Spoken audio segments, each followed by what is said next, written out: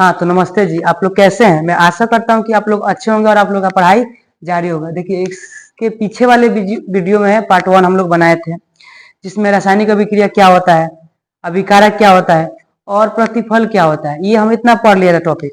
लेकिन आज का जो टॉपिक है मेरा, ये टॉपिक है रासायनिक अभिक्रिया की विशेषता। क्या है रासायनिक अभिक्रिया की विशेषता? यानी जो रासायनिक अभिक्रिया की विशेषता क्या होता है, विशेषता का मतलब क्या होता है समझ जाइए।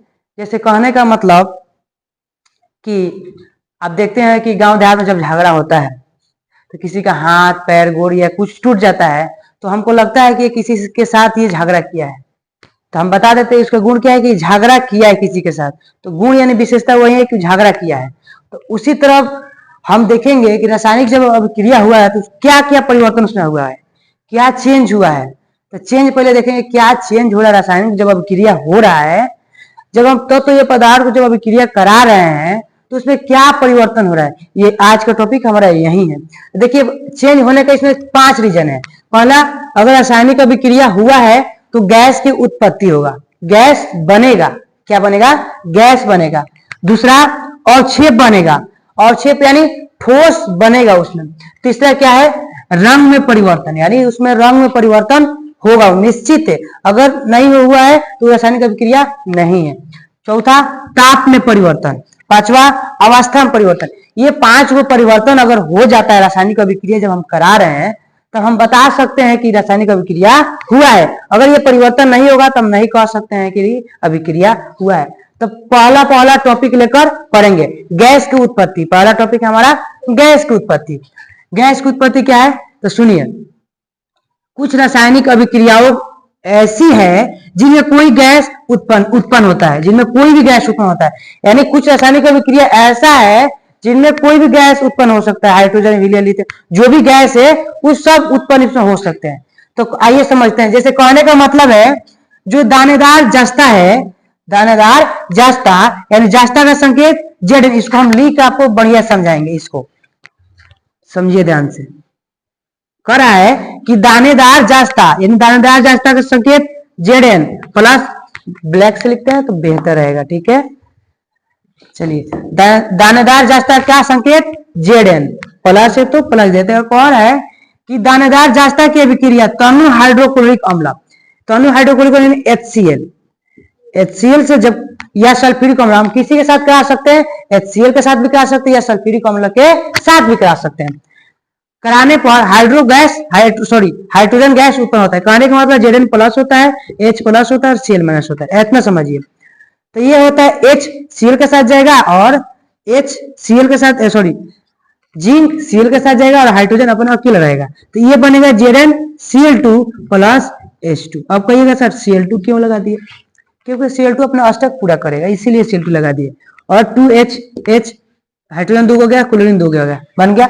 यानी कहने का मतलब जो गैस की उत्पत्ति हुआ है वो कुछ एक बार समझाते हैं गैस की उत्पत्ति कैसे होता है। तो कुछ रासायनिक अभिक्रिया ऐसा है जिनमें कोई गैस उत्पन्न हो सकता है, मतलब कोई भी गैस उत्पन्न हो सकता है। उदाहरण के लिए जब दानेदार जास्ता की अभिक्रिया हाइड्रोक्लोरिक अम्ल यानी हाइड्रोक्लोरिक अम्ल का सूत्र HCl और दानेदार जास्ता Zn का या सल्फ्यूरिक अम्ल से कराने पर हाइड्रोजन गैस उत्पन्न होता है। जैसे Zn2HCl, तो जब Zn से अभिक्रिया कराएंगे हाइड्रोक्लोरिक अम्ल से तो ये बनेगा ZnCl2 और H2 यानी जिंक क्लोराइड और हाइड्रोजन गैस मुक्त होगा। दूसरा टॉपिक हमारा है अवक्षेप, यानी अवक्षेप पढ़ेंगे। अवक्षेप बनेगा तो हम बता सकते हैं कि रासायनिक अभिक्रिया हुआ है। तो अवक्षेप का बनना, जैसे अवक्षेप खुद एक ठोस पदार्थ है। क्या एक खुद ही ठोस पदार्थ, ठोस है यानी सॉलिड पदार्थ जो रासायनिक अभिक्रिया के फलस्वरूप विलयन से क्या होता है पृथक्कृत यानी अलग हो जाता है, ठीक है। क्या होता है? अलग हो जाता है। इतना आप लोगों को समझ में आ गया होगा, अलग हो जाता है। उदाहरण के लिए जब सोडियम क्लोराइड, तो सोडियम क्लोराइड का सूत्र क्या होता है, हम यहाँ पर क्लीन करके उसको लिखते हैं। देखिए बाबू सोडियम क्लोराइड का सूत्र होता है NaCl प्लस है तो प्लस दे दिए। जब सोडियम क्लोराइड के जलीय विलयन में सिल्वर नाइट्रेट, तो सिल्वर नाइट्रेट का सूत्र होता है AgNO3। जब सिल्वर नाइट्रेट का विलयन डालने पर सिल्वर क्लोराइड का दही जैसा अवक्षेप प्राप्त होता है, सिल्वर क्लोराइड। देखिए बाबू ये प्लस होता है, ये माइनस, ये प्लस, ये माइनस, तो प्लस जाएगा माइनस, अब माइनस जाएगा प्लस के पास। तो ये बनेगा हमारा AgCl प्लस Na NO3। तो यही जो AgCl है यानी सिल्वर जो क्लोराइड है वो दही जैसा प्राप्त होगा। कैसा?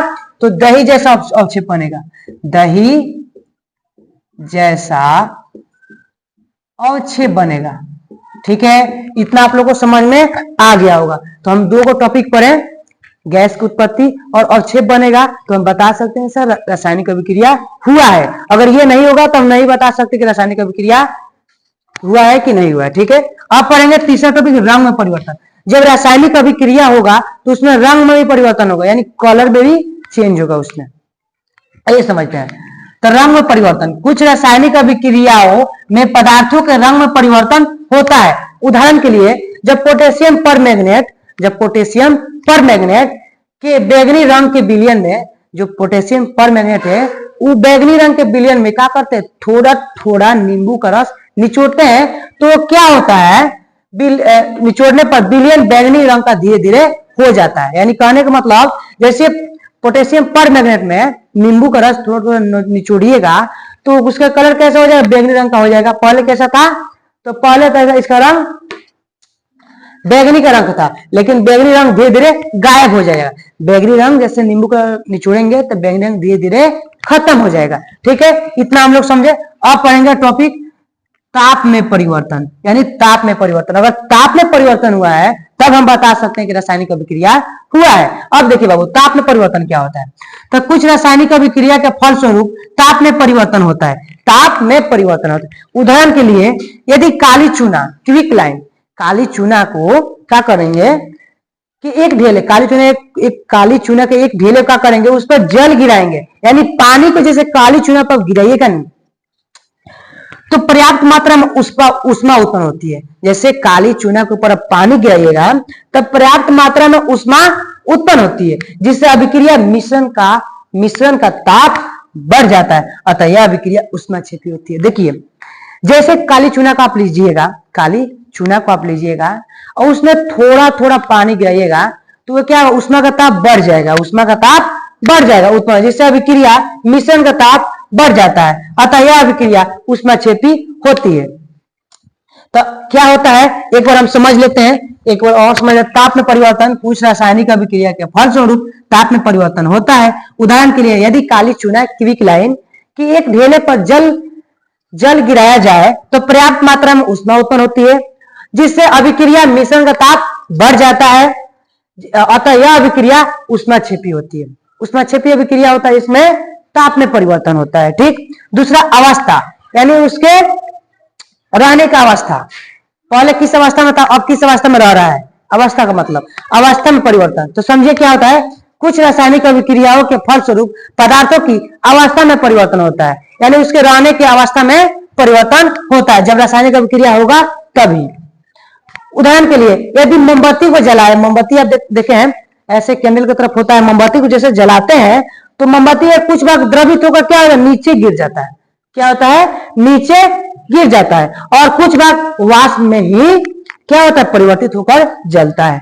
कहने का मतलब जैसे मोमबत्ती को जलाते हैं, देखते हैं कुछ भाग नीचे गिर जाता है और कुछ भाग क्या होता है, जल के वाष्प में परिवर्तित हो जाता है। ठीक है, अतः मोमबत्ती को जलाने पर ठोस, मोम, द्रव और गैस में परिवर्तित होता है। जैसे मोमबत्ती को जलाएगा तो ठोस और गैस दोनों में ही परिवर्तित होगा। देखिए ये छोटा सा टॉपिक था जो आप लोगों को समझ में आया होगा। तो अगर रासायनिक अभिक्रिया हुआ है तो आप बताइएगा सर, अगर रासायनिक अभिक्रिया होगा सर 5 जगह परिवर्तन होगा। कहिएगा सर, पहला गैस की उत्पत्ति होगा, दूसरा अवक्षेप बनेगा, तीसरा रंग में परिवर्तन, चौथा ताप में परिवर्तन, पांचवा अवस्था में परिवर्तन। अगर आपको ये बोर्ड में सवाल पूछता है कि रासायनिक अभिक्रिया की विशेषता लिखे तो बस 5 को विशेषता लिखना है कि रासायनिक अभिक्रिया के 5 विशेषता होती है जो इस प्रकार है। पहला गैस की उत्पत्ति, बस इतना ही लिखना है। दूसरा अवक्षेप का बनना, इतना ही लिखना है। तीसरा रंग में परिवर्तन, इतना ही लिखना है। ताप में परिवर्तन, इतना। अवस्था में परिवर्तन, बस इतना ही लिखना है। ये सब उसमें नहीं लिखना है। समझाने के लिए आपको हम इस पर लिखे कि आपको बेहतर तरीका से समझ में आए। ठीक है, और इसके जो अगला वाला वीडियो है, जो अगला टॉपिक है वो नेक्स्ट वीडियो में आप लोगों को प्रोवाइड कर दूंगा। धन्यवाद, वीडियो पसंद में आया होगा।